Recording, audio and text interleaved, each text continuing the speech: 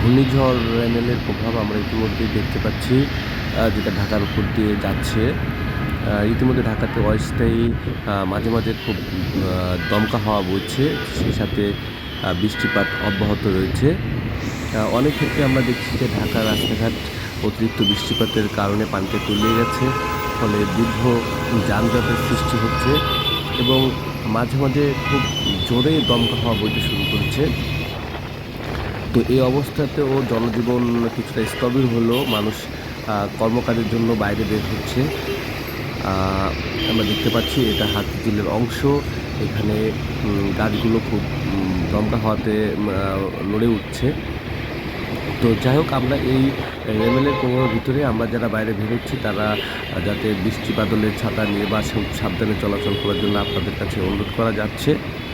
ঢোল নিউজ 24।